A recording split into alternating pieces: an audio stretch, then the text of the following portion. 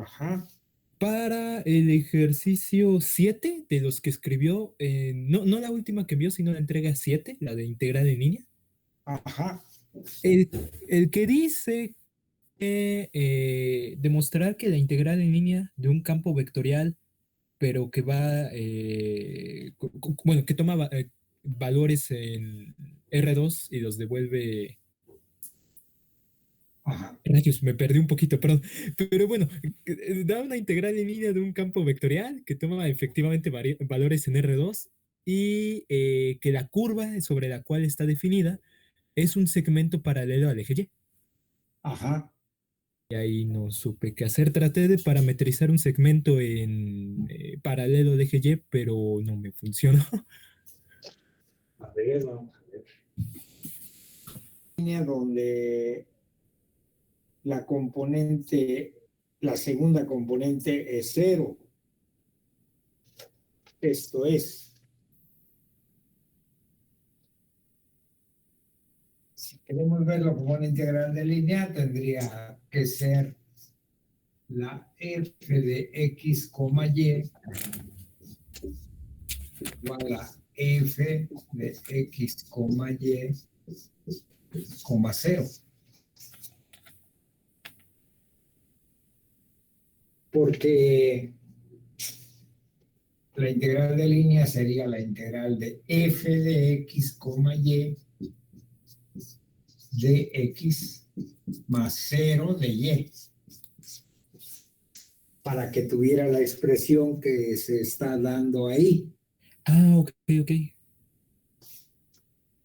Entonces dice que la integral de esta función sobre una curva C que sea paralela al eje Y, dice, Ajá. es cero. Y pues sí, porque, o sea, parametrizamos C como sigma de t igual a, pues alguna constante, porque a ver, x igual a una constante k, y aquí y, con y variando entre algún, con y entre algún de dos números, c y d. Eso nos da un segmento paralelo al eje Y. Y entonces, si calculamos esta integral, pues que sí ya se ve cómo va la historia. Sí, profe. Sí, sí, sí. Calculamos esta integral, pues ya se obtiene lo que se quiere. Ok, de acuerdo, profe. Ah, no, ya nada. No, sí, muchas gracias, profe. Bueno, Gracias. Compañero, ¿qué ejercicio es este?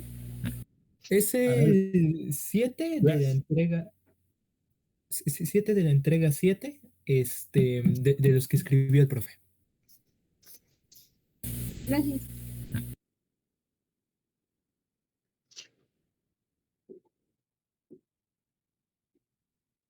¿hay más preguntas?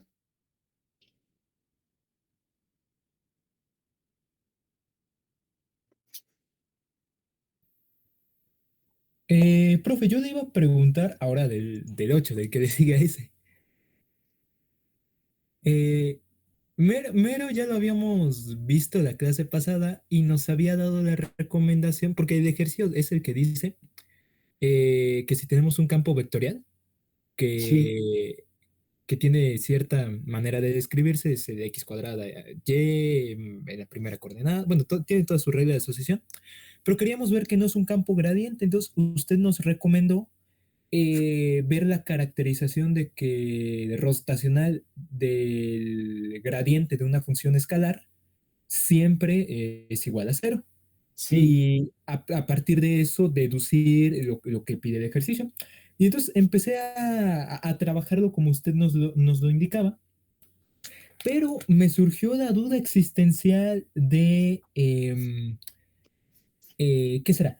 En el rotacional que estuve calculando precisamente para esta función, Me quedan términos de z y de x cuadrada, ¿no? De las componentes, Ajá. precisamente por ser derivados parciales. Pero, por ejemplo, aquí, si quisiéramos ver que estas componentes son distintas de cero, le quería preguntar, ¿la z y la x ya dentro del rotacional siguen siendo variables o cómo se comportan? No, sí, claro que siguen siendo variables. Ok. Sí. ¿Qué problema es? El 8 mero es el último ejercicio de la entrega 7.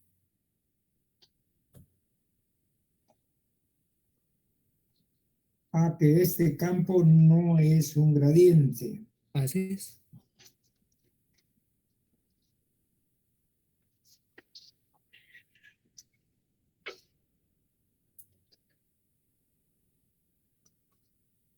Tiene f de x y z que es de la forma x cuadrada y por i más x z cuadrada por j más x z por k. Que se puede escribir esto también como x cuadrada y, x z cuadrada y x z aquí. O sea, son notaciones diferentes para el mismo vector. Y entonces, pues, hallamos qué cosa, el rotacional, que se puede escribir así, el producto cruz de f en cualquier punto x, y, z, o también se escribe como el rot de f, x, y, z. Pero el rotacional de f es, podemos hacer, ¿cómo lo calculamos en la práctica? Decimos como este determinante o IJK parcial con respecto de X, parcial con respecto de Y, parcial con respecto de Z de X cuadrada Y, X Z cuadrada y XZ. Entonces la primera componente del rotacional va a ser la parcial de xz cuadrada con respecto de x. No es cierto, no, porque se cancela la primera fila y la primera columna. Es la parcial con respecto de y de x por z, pero eso es cero, porque aquella función no depende de qué, no depende de y, menos la parcial con respecto de z de x por z cuadrado, pero eso va a ser 2xz. Y bueno, ya esto es suficiente para que el rotacional no sea idénticamente cero, porque esto para cada xz diferente pues tiene valores diferentes. Que no sean 0, 0, tiene valores diferentes de 0.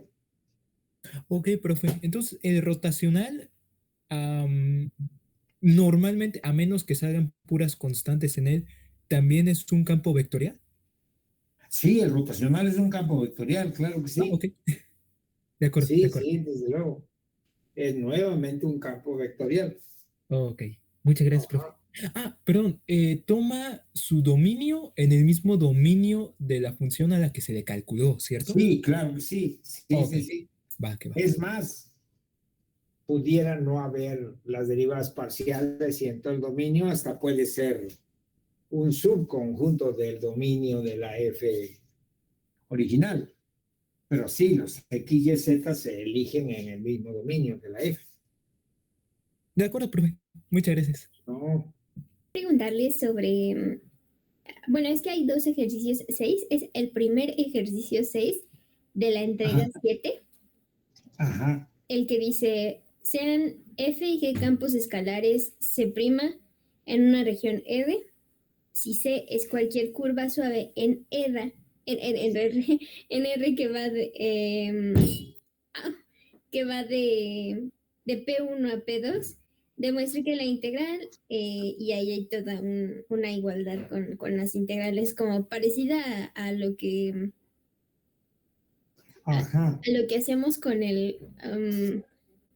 con uno de los métodos de integración. Con lo de la integral por partes, ¿no? Así es, sí. Entonces, es que como que me confundo mucho y no he sabido cómo trabajarlo bien, o sea, porque justamente quiero como intentar algo parecido a lo que usamos en la demostración del teorema de integración por partes, pero no me es, bueno, o sea, como que siento que no lleva un buen rumbo esa demostración, entonces no sé si podría darme Ajá. una sugerencia para ese. Sí, justamente es la idea que hay que seguir, la de integración por partes, porque tú tienes que el gradiente F y G son campos en algún dominio D que está en R3 o R2 a los reales, o sea, son campos escalares. Entonces, el gradiente de F por G, por ahí se obtuvo que es igual a ¿qué?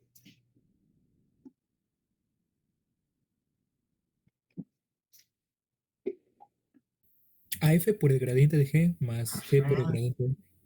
Sí, es un asunto de ponerle coordenadas y hacer todas las cuentas. O sea, porque aquí, ¿qué va a ser? Bueno, en fin, esto va a ser F por el gradiente de G. El gradiente de G es un vector, es un campo vectorial. Entonces, esto es la multiplicación de un escalar por un campo vectorial. Más G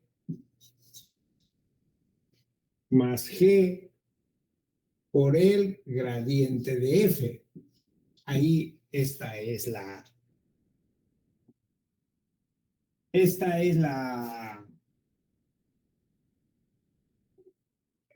así, esta formulita se obtiene de encontrar el gradiente de el producto. Este es un producto de funciones escalares. Entonces se tiene esta formulita. Pero entonces, si tenemos una curva sigma que mande a B en R3,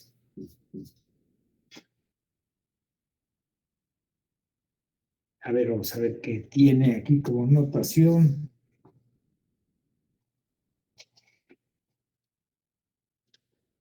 Tenemos, bueno, esta curva une. Tenemos una curva C que conecta P sub 1 con P sub 2, una curva C. Entonces, por uno de los teoremas, cuando se está calculando la integral de línea de un gradiente, eso es igual a ¿qué?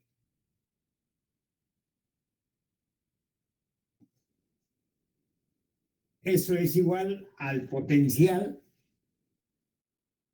evaluado en el punto final menos el potencial evaluado en el punto inicial.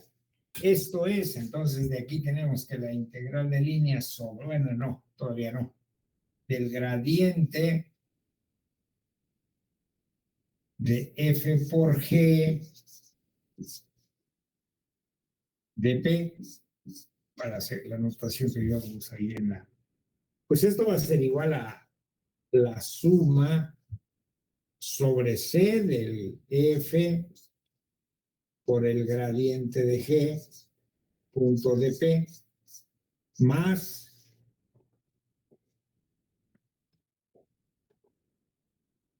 la integral sobre C de G por el gradiente de F, punto de P. Cada uno de estos son integrales de campos vectoriales, porque este es un campo vectorial, este también, aquel también. Pero la integral de un gradiente es ¿qué cosa? Es el potencial, ¿no? Y entonces, ¿quién es un potencial de el gradiente de F por G? Pues F por G mismo, ¿no? Sí, ¿Sí estamos? Entonces, aquí vamos a tener F, aquí vamos a tener F por G, pues evaluado ¿en dónde? En P, era peso 1, peso 2, ¿verdad? sí, así es, peso 1 y peso 2. Menos F por G, evaluado en peso 1, pero eso es esta integral. Pero eso va a ser igual ¿a qué? Pues a esta suma de integrales, ¿no? Ah, Sí, ok.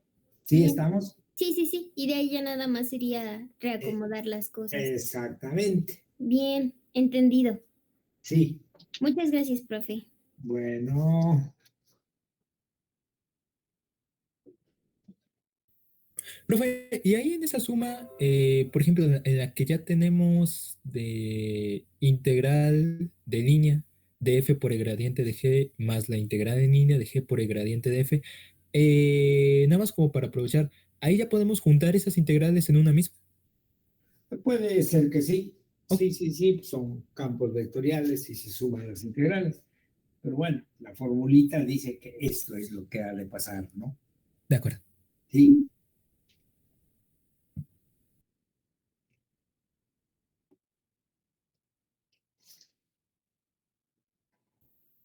Ah, profe, yo le iba a preguntar también una duda de la teoría, pero ya del teorema de Green. Ajá. Ese sí es es cuando estamos empezando, bueno, no empezando, pero es cuando estamos dentro de la demostración del teorema de Green. Es que hay una parte que mero tiene signos de interrogación y no encontré la respuesta, pero aparece dos veces, aparece una vez en la página 60 de la entrega 8 y es cuando estamos haciendo parametrizaciones y decimos que dos de esas parametrizaciones son igual a cero. Bueno, dos de esas integrales de... Y justamente es el ejercicio que me preguntaste al principio. Ah, los que son para... Ah, sí, sí, es porque son segmentos para... Sí, ok, de acuerdo, profe. Sí. Va que va, profe. Gracias. Bueno. Profesor, yo Sí, tengo dígame. una duda en el ejercicio 16. Ajá. Si no me equivoco, es la página 438. 438 el 16. Ajá. Ajá, mi duda era si lo resolví de manera correcta o no, porque pues nos dan una función vectorial que es un gradiente. Entonces, Sí. de ahí sabemos que como la función vectorial es, eh, es un campo gradiente, pues solamente depende de los puntos inicial y final, la integral de trayectoria. Ajá. Entonces, pues yo escogí una curva, o sea, para resolverlo tenía que escoger una curva que uniera esos dos puntos. Ajá. Y pues por simplicidad escogí una recta, pero el teorema dice que tiene que ser una curva suave, entonces no sé si una recta sea una curva suave. Sí, claro, porque la derivada es un número y ese no es cero y las constantes son continuas. O sea, la derivada es una terna o una dupla de números, Sí, porque tenemos cosas de la forma A más T veces B. Cuando derivamos con respecto de T nos da B, pero si eso es cero, entonces sí, la cosa, vaya, ni siquiera es una recta, porque T veces cero dará un punto siempre, ¿no? Entonces, cuando derivas, te da el vector B, que como es diferente de cero, cada componente es continuo y todo el vector no es cero. ya, ok, Ese entendido. problema que dices, el 16, Sí, el que dice suponer que el gradiente es esta cuestión de aquí. ujú, Si f de 0 es 5, hallar f en 1, 1, 2. Y tú integraste sobre un segmento de recta para encontrar la f. para encontrar la integral de línea de ese gradiente. Ajá. O Y, sea, siguiendo más o menos la idea de la demostración. ajá, exacto. Ajá. Pues sí, puede ser un camino. El otro es, a ver, vamos a ver.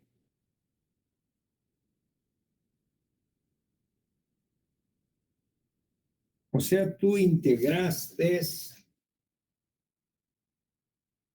de algún punto fijo, me imagino, del origen a X y Z. ¿Sí? No, bueno, yo integré, o sea, dije que sigma, es decir, la curva, era la que conectaba a el 0,0, Ajá. que conectaba con el 1,1,2. Y eso es una función sigma de t tal que, Ajá.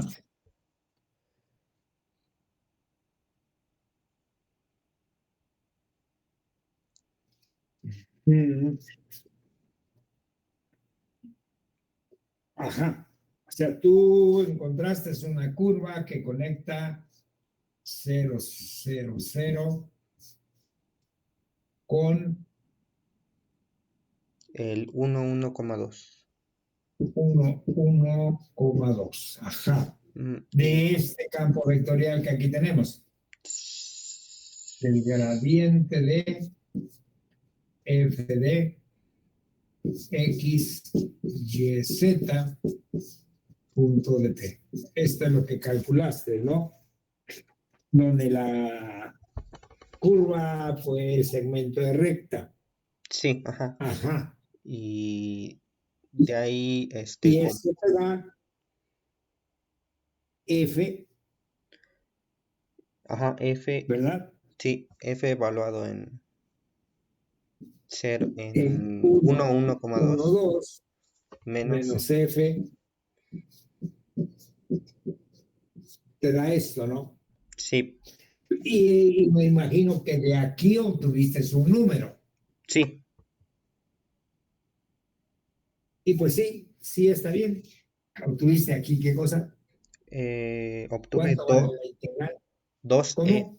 2e, 2 por e.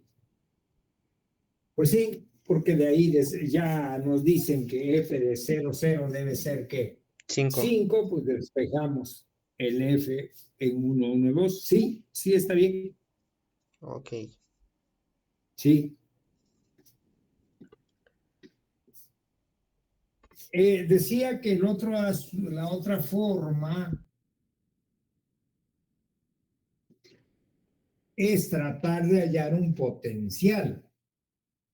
O tenemos que f de x, y, z es ¿qué campo vectorial? Vamos a ver. Es 2 x, y, z por e a la x cuadrada por y más z e a la x cuadrada por j más y e a la x cuadrada por k. Este es el campo vectorial, ¿verdad? Y entonces,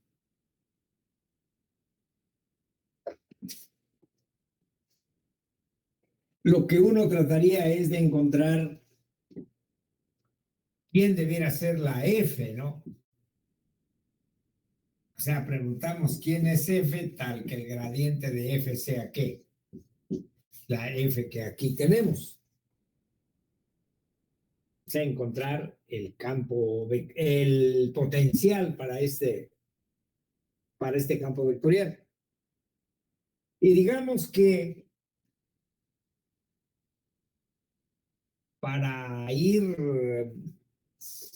tratando de ver cuál pudiera ser la f, decimos que si phi, vamos a llamarle, si phi de x, y, z es tal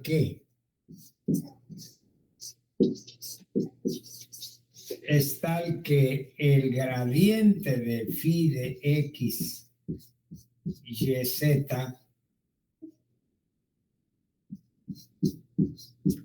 es igual a f de x, y, z.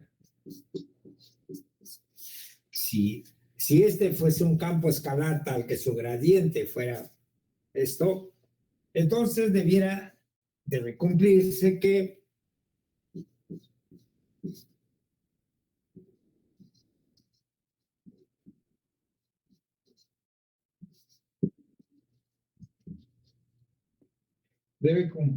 la parcial de phi con respecto de x en un punto x, y, z, pues debe ser igual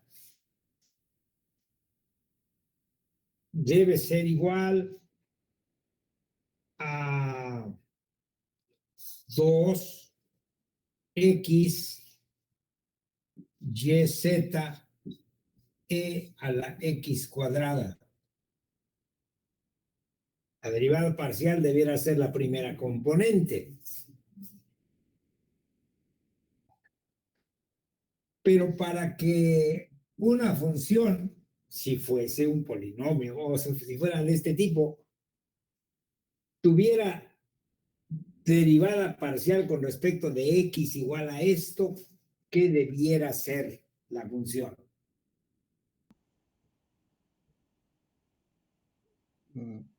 Y por z. Y, z serían constantes. Sería algo así como tener una primitiva de quién? De 2x, y, z, e a la x cuadrada, pero que en términos de con respecto de x. Entonces, para que esto pasara, la phi de x, y, z debiera ser, pues, y, z, e a la x cuadrada. Algo así como integrando esta expresión con respecto de quién, con respecto de x. Porque si derivamos esto con respecto de x, que nos debe dar más alguna función que dependa solamente de y y de z. Porque al derivarlo con respecto de x, esto debe hacerse 0 y esto nos debe dar aquella expresión. Así que la phi debe tener esta más algo que depende de y y de z. Pero, ¿qué tal si derivamos esto con respecto de y y con respecto de z? ¿Qué nos da? Nos dan las otras componentes del Nos campo. da las otras componentes. Y si no nos da las otras componentes, entonces ahora usamos la segunda condición de que la derivada parcial con respecto de y debe coincidir con esto, y ahí vamos viendo quién debe ser la segunda componente. ¿Qué más hay que agregar para que la derivada con respecto de y no la segunda componente? Esta es una técnica para encontrar potenciales. No porque pareciera ser que siempre se puede hacer y entonces todos los campos vectoriales serían gradientes. No, no es así. Entonces, si hay la sospecha de que sí es un gradiente, porque hemos calculado su rotacional y el rotacional es 0, entonces este puede ser un camino para encontrar el potencial. Pero bueno, aquí ya encontramos, digamos, una primera aproximación, simplemente viendo quién debiera ser la función para que su derivada con respecto de x sea esto. Debe ser esta expresión más algo que dependa de y y de z. Pero ahora esta misma expresión, si la derivamos con respecto de y o la derivamos con respecto de z, nos da las siguientes componentes. Entonces, pues se acabó. O sea, decimos, puesto que, o sea, si phi de x, y, z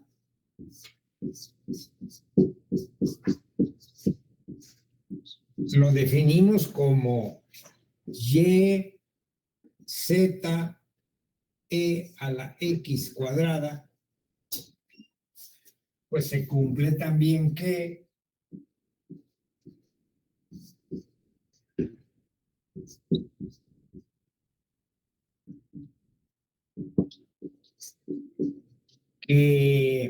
la parcial de phi con respecto de y es z e a la x cuadrada y que la parcial de phi con respecto de z es la tercera componente y e a la x cuadrada. Pero entonces, un potencial, por tanto,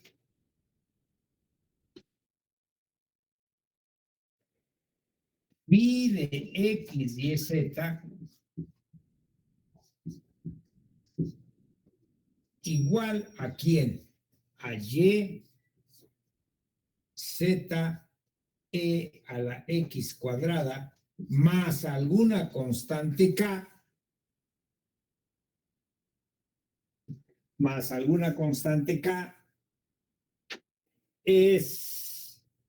son los potenciales ¿para quién? Para f. O sea, cada vez que asumo una constante, tengo un potencial diferente. Los potenciales en algún ejercicio se prueba que difieren en una constante. Entonces, estos son todos los potenciales ¿para quién? Para este campo vectorial. Pero queremos que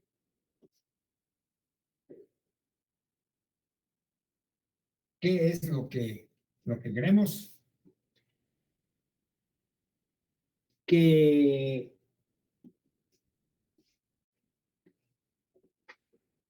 queremos que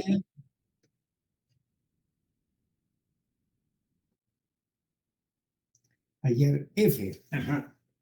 Entonces, esta sería la F, las Fs, todas las Fs posibles son estas. Ahí aquí le llamé F, pero es la F que está hablando Todas las Fs posibles son estas. Pero yo quiero que en 0,0,0 valga ¿cuánto? 5, ¿no? Pero esto dice que si F de 0, 0, 0 es 5,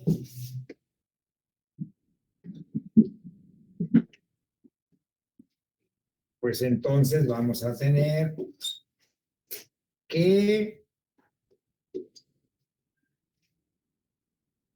K debe ser 5, porque esto es 0, porque la primera y la segunda y la tercera también son ceros. Esto es que entonces K debe ser igual a 5. Por tanto, el potencial que buscamos es F de X, Y, Z igual a Y, Z, E a la X cuadrada más 5. Ese es el potencial que buscamos. Pero entonces lo evaluamos ¿en dónde? Y ya de aquí que por tanto que F, ¿en dónde? En 1, 1, 1, ¿verdad? ¿Cuánto ha de valer? Perdón. Es en 112, profe. ¿Cómo? Es en 1, 1, En 2. 112. Ah, 1, 1, 2. Ah, perdón. 1, 1, 2. ¿Cuánto ha de valer ahí? Pues ha de valer 2, 12, E más 5.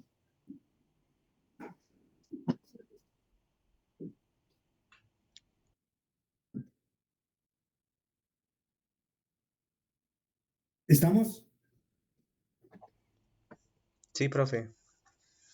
O sea, aquí lo que hicimos fue encontrar el potencial, pero los potenciales son una familia de campos escalares.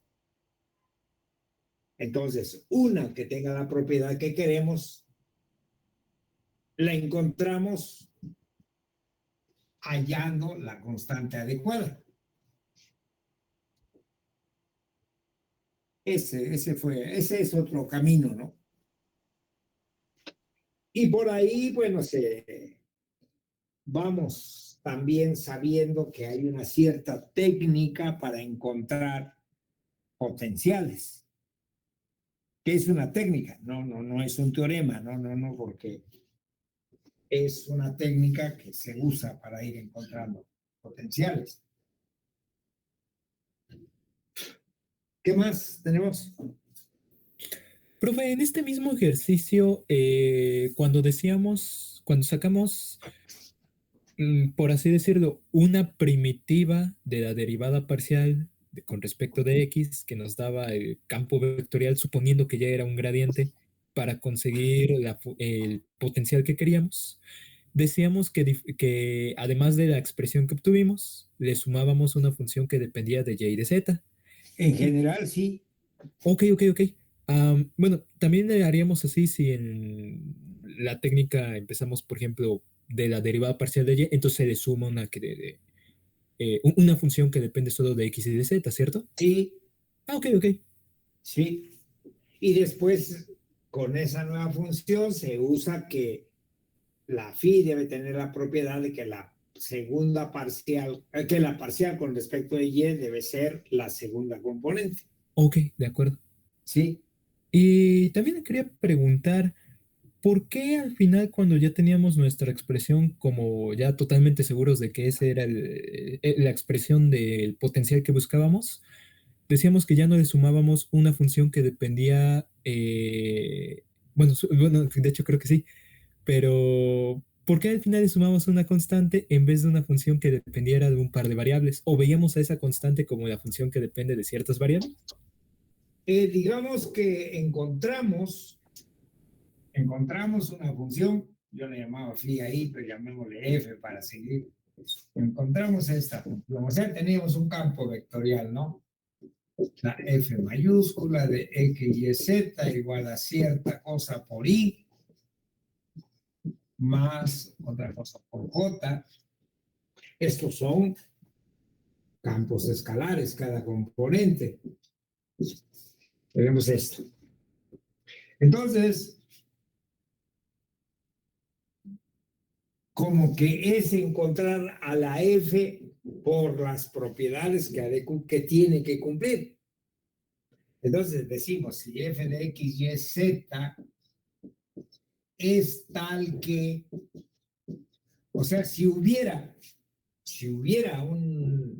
una función escalar F minúscula, tal que el gradiente de F fuera la F mayúscula, pues entonces debe saber que la parcial F con respecto de X debe ser esta, llamémosle F1, F2, F3.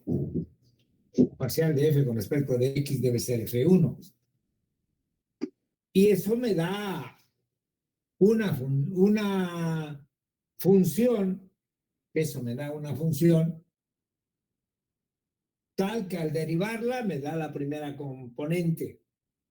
Entonces, esa función, si quiero que lo que tiene que pasar es que tiene que tener una parte que al derivarla con respecto de X me dé la primera componente y lo que sigue no debe depender de X. Para que cuando lo derivemos con respecto de X sea 0. Bueno, decía, entonces ya tengo aquí una función.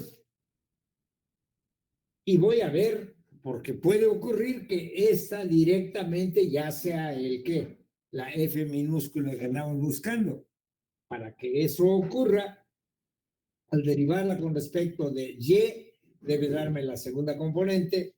Al derivarla con respecto de Z, debe darme la tercera. Si eso ocurre ya con esta función, entonces este es un potencial. Es un potencial para el campo vectorial. Que si yo quisiera calcular una integral, la calcularía con este potencial. Pero en general, por el tipo de problema que queremos resolver, pues no queremos exactamente este potencial, sino queremos un potencial con una cierta propiedad. Entonces usamos el hecho de que si este ya es un potencial. Ahora, si hubiera otro potencial, sería esto más una constante. Y entonces lo que sigue es quién debe ser la constante para que reúna los requisitos del problema. Pero bien puede ser que al derivar esto con respecto de Y no me dé la F2. Entonces hay que trabajar con las funciones quién debe ser lo que hay que sumar para que además al derivarla con respecto de Y me dé la F2. Y una vez que encontré esta otra parte, entonces el potencial sería esta suma más una función que depende de Z. Si de estos dos al derivar con respecto de Z ya me da la F3, pues ahí se acabó. Y si no me da la F3, entonces todavía hay que ver quién debiera ser la función que depende de Z solamente, que es la que estamos sumando. A ver, no sé. Sí, totalmente claro, profe. Muchas gracias. Esa es la técnica para encontrar los potenciales. De acuerdo. Pero decía, vamos, hay que tener cuidado con esta técnica porque como esto se puede hacer, dado cualquier campo vectorial, puede quedar la impresión de que todos los campos vectoriales le podemos encontrar potenciales y eso no es cierto, porque hay campos vectoriales que no son gradientes, ¿no? Entonces, al menos para buscar un potencial, hay que garantizar que el rotacional es 0, para que haya la posibilidad de que sí hay un potencial. Bueno, ¿qué más tenemos?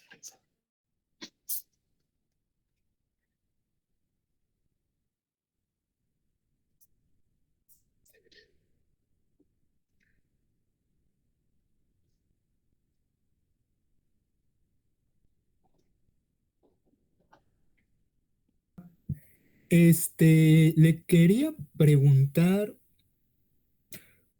una vez más por el ejercicio 1A de los que escribió, de los de demostrar que la reparametrización de la curva de una integral en línea, perdón, no cambia si la reparametrización conserva la orientación de C. Entonces yo le quería preguntar, nos recomendó la vez pasada utilizar un teorema de sustitución para este ejercicio. Sí. Y lo justo lo empecé y pues sí, ¿no? Se parece mucho a las expresiones que nos da la integral en línea con el teorema de sustitución para funciones de una variable, pero el único problema que vi era el producto punto que tenemos en la integral en línea. Entonces le quería preguntar qué es lo que podríamos hacer con él para poder trabajar ya directamente con el teorema de sustitución. A ver, vamos a ver. Vamos a poner en el camino nada más. Porque, ¿qué tenemos? Tenemos una curva parametrizada sobre un intervalo coma b.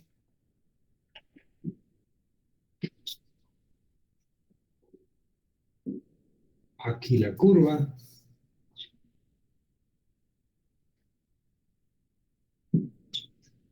Sigma. Y sigma de A. Sigma de B.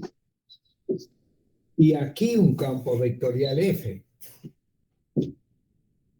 F de R2 en R2, que decimos se interpreta como que a cada punto un vector, el vector que estaría aquí. Entonces decimos que la integral de línea, bueno, ahora tenemos una reparametrización de la curva sobre un intervalo de C, D de una función G. La tal G debe tener derivada diferente de 0 y continua. Pero si la derivada es diferente de 0, ¿qué le puede pasar a la derivada de G? Que sea mayor que 0 o menor que 0. Ajá, que sea, ajá, a la G' mayor que 0, o puede ser menor que 0. Si es mayor que 0, pues entonces la función es estrictamente creciente. Y entonces C se asocia con A y D se asocia con B, que es cuando se dice que se conserva la orientación. Se conserva la orientación porque C se asocia con A se asocia con sigma de A y estamos en el punto inicial, D se asocia con B, B se asocia con el punto final, y entonces, a pesar de que cuando el parámetro varía entre C y D, de cualquier forma, la curva se recorre en el mismo sentido. Pero si G' es menor que 0, entonces la función es estrictamente decreciente. Y entonces C se asocia con B y B se asocia con sigma de B. Ahora el punto inicial estaría aquí. Y G' es menor que 0, que significa que la función es estrictamente decreciente. Pero entonces,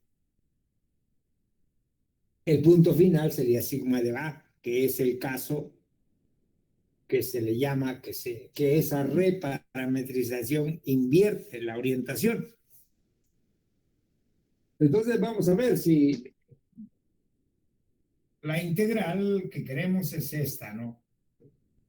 La integral que queremos es la integral de C hasta D. Bueno, suponiendo que hemos reparametrizado de F en sigma de quién? De GDS. De G de S punto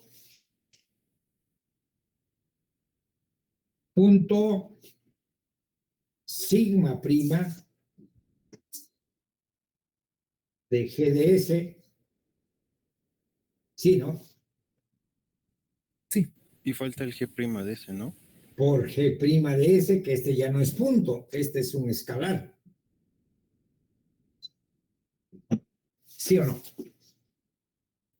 sí, ok. Pero entonces, pues esto, por el teorema de cambio de variable, todo esto es una función que depende de G de S y lo estamos multiplicando ¿por quién? Por G' de S. Ok, Así es que son las condiciones para el teorema de cambio de variable. ok. Y esta integral ha de ser desde G de C, esto ha de ser G de C hasta G de D, de esto solamente aplicando a sigma en G de T. O G de sigma en, no, sigma en U, digamos. Sí, o sigma en T. Si T es qué cosa, G de S, ¿no? Ok, Entonces, F en sigma de T por sigma prima de T. Y se acabó. Que es esta integral de aquí. ok. O el teorema de cambio de variable. Ah, ok, ok, ok. O sea, todo esto es la que en el, hacemos como F en X de T, ¿no? Por X prima de T, ¿qué es esto? Es la integral de F de X, ¿no? Eso es lo que está, bueno, ahí no sé, me dicen que por ahí se refleja mucho la luz. Espero que no sea el caso, pero esta es la fórmula de cambio de variable y eso es lo que se da, porque lo último que tenemos aquí en a G' de S. Pero donde viene el asunto ahora es cuando es que, cuando la consecuencias, derivada ok. es negativa, Ok. ¿sí? Sí, sí, Y sí, sí. ese es el detallito que hay que sí se los dejo como tarea, pero va a pasar exactamente lo mismo, solamente que hay que considerar que la derivada es negativa. O sea Ok. que la función es como estrictamente decreciente.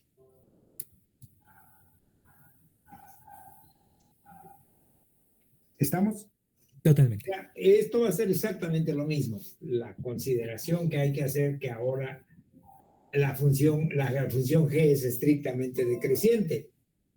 Porque aquí en este caso tenemos que G de C aquí y G de D aquí.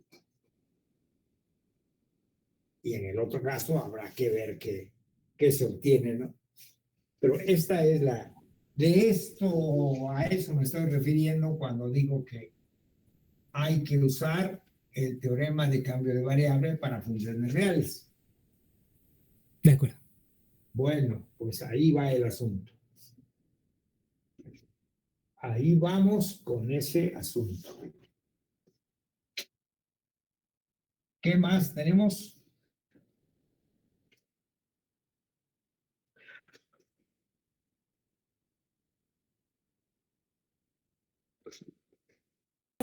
Otra, pero nada más de como un término que se utiliza en un ejercicio. Ajá. En el ejercicio 15 de la página 438, cuando, bueno, el ejercicio dice que hay que evaluar una integral en línea de un campo vectorial Sí, sobre la curva orientada a simple C. Entonces, nada más era para preguntarle, digo, sé lo que es, ya nos explicó en el curso pasado que es una curva simple, Pero curva orientada simple, ya con la palabra orientada, ¿a qué se refiere, profe? Que empieza en que el punto inicial es el punto que aquí se tiene. Ah, ok. Sí, Sí, de acuerdo.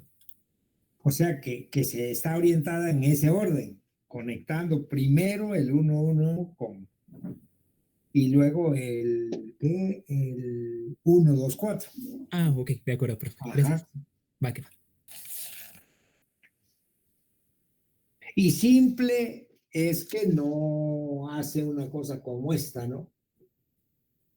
Ok, O sea, es que no se corta a sí misma, pues, porque aquí este punto es imagen de dos valores distintos del parámetro.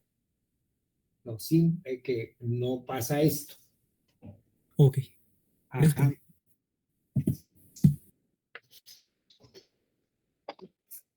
Profesor, entonces el coseno no es una curva suave.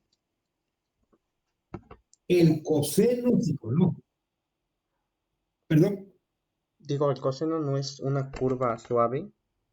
Sí, claro que sí. Sí, porque ¿qué tenemos? Bueno, ¿en qué dominio, no? O sea, por ejemplo, de 0 a 2pi, ahí no es suave. Eh, no, enteramente suave, no, es suave a trozos, ¿no? Aunque déjame ver. No, pues sí, sí es suave, ¿cómo no? Porque ¿cuál es su parametrización? Pues sería coseno de... No, El coseno, considerando la curva como la gráfica del coseno. entonces es t, Ajá, coseno de t.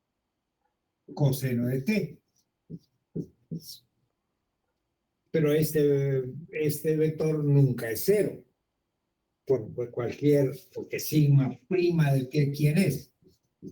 Es 1, menos seno de t. 1 cero. Y la segunda puede ser cero, pero la primera coordenada no. Ya, entendido. ¿Sí? Y entonces esto no hay ser, porque cuando decimos que la derivada es cero y estamos hablando de curvas, nos estamos refiriendo a que es el vector 0, 0.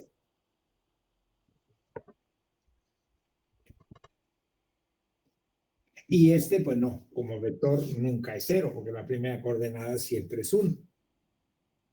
Así que sí es una curva suave. Y esta es continua, las constantes son continuas, el seno también.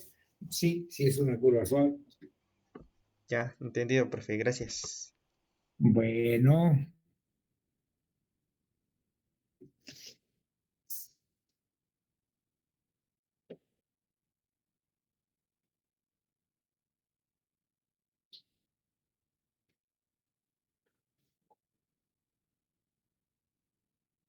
pues díganme. ¿Cuántos materiales faltan para